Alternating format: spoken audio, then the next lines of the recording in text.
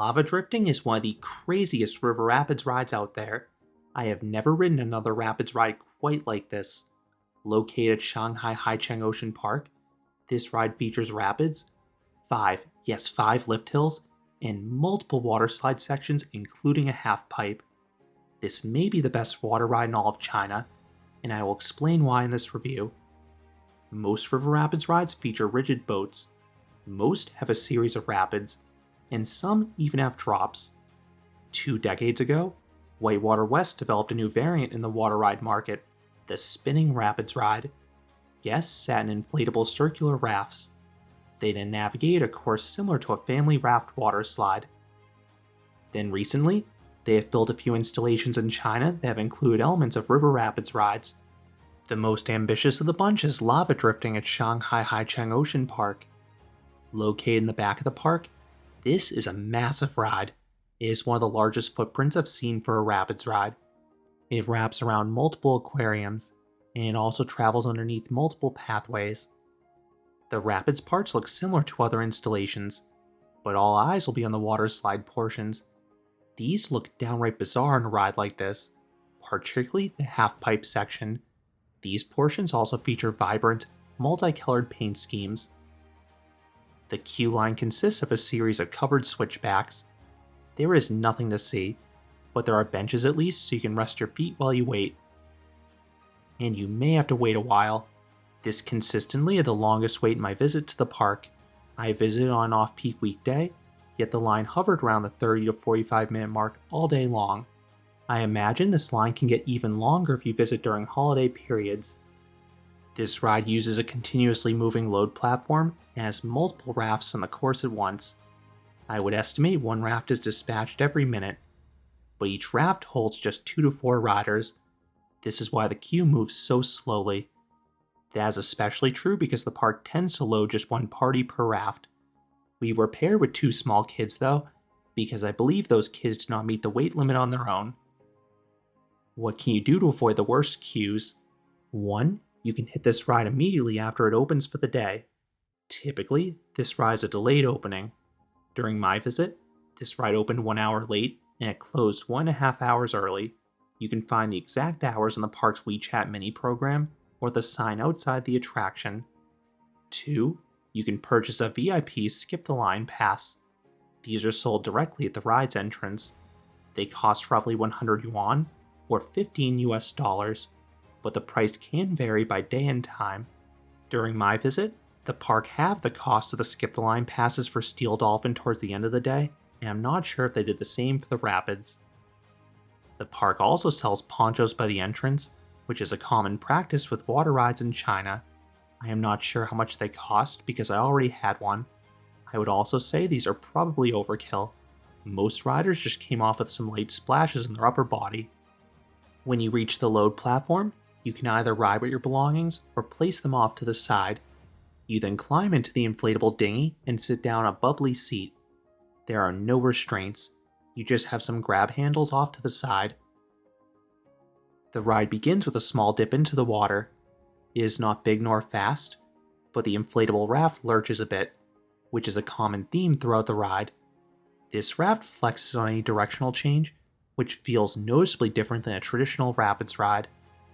You then have a straight approach to Lift 1. I like how this section is lined with rocks and trees, which is a recurring pattern. Along the way, there are 3 rapids. These may produce a mild splash, but none of them are soakers. That also is a common theme with this ride. The rapids are more notable for how they bob the boat, as opposed to how wet they get you. Lift 1 runs alongside an aquarium. This was at least painted with some rockwork and palm trees to give it some character. This lift is slow, and it also is smooth. Compare that to a traditional rapids ride that usually has a bounce to them. This takes you to slide section 1. If you have ridden any of those older WhiteWater West spinning raft rides, this will feel similar. You have a spiral and a double down. The raft will spin a bit on the spiral, and it builds up speed for the double down. There, you'll get a tiny bit of airtime in the second dip.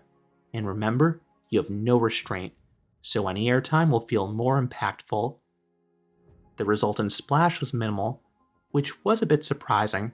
Most drops and rapids rides create gargantuan splashes, but not here. You then run alongside more rocks and pass underneath a pedestrian bridge. There are a few rapids along the way. None make a splash, but they all rock the boat a considerable amount. You then have Lift 2. This one is considerably smaller than the first. That is because the next slide section has just a double down. This one is not as exciting. For one, you enter at less speed because you're skipping the spiral. 2, there's a splash in between the dips that slows you down, so you only get a little weightlessness in the second dip as opposed to full-fledged airtime. And once again, the splash afterwards is tiny. You then have a windy sequence. You have 2 of the most aggressive rapids in the ride. The boat is really chucked over them. Then along with the rock work we previously had seen, there are some themed pieces. You pass some giant elephant statues, and then you have a tunnel through a ship. These look great. Shortly thereafter, there's another tunnel. This has some more rapids. These ones are once again feisty, and they may send a small splash or 2 into the boat this time around. This part circles around the shark aquarium, which is housed in a giant volcano. The third lift is designed to make riders feel as if they've entered the volcano. This lift is enclosed and decorated with rocks that are illuminated red.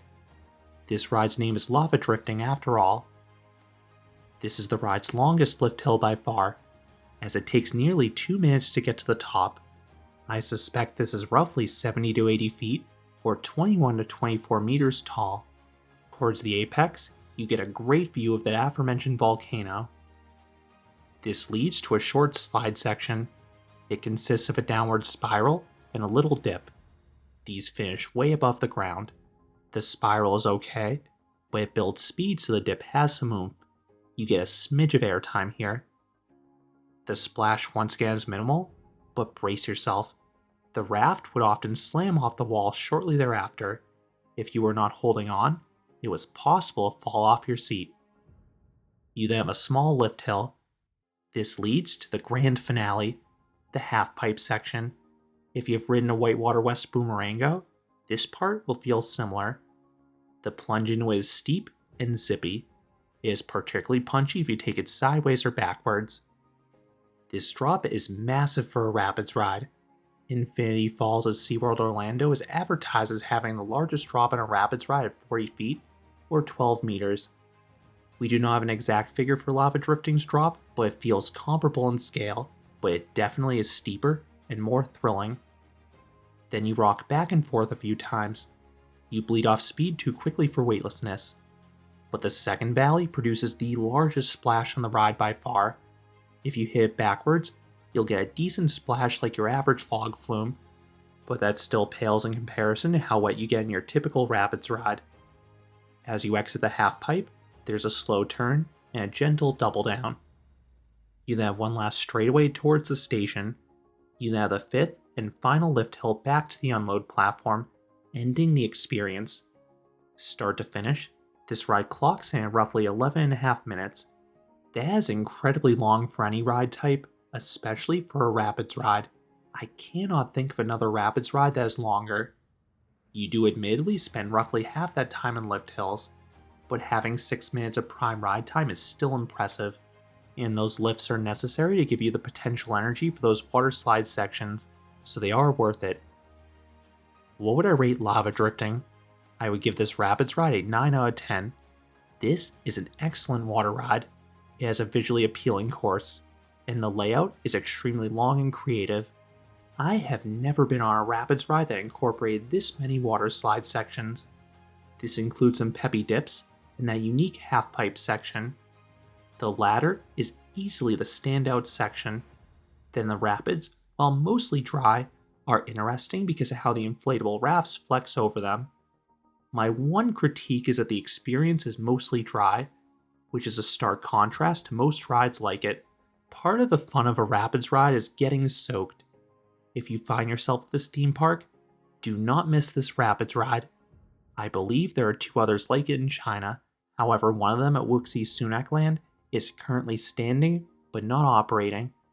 Then the one at Guangzhou Sunac Land does not appear to have the Halfpipe section. I still need to visit a lot of theme parks in China.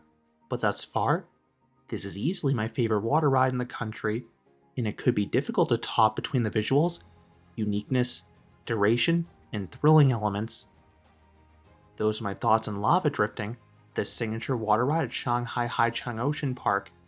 What are your thoughts on this ride? Do you think it's the best water ride in China? Let me know down in the comments. If you enjoyed this review, I would appreciate it if you gave this video a like, and you consider subscribing, because there'll be a lot more roller coaster and amusement park videos here at Canopy Coaster. Thanks for watching,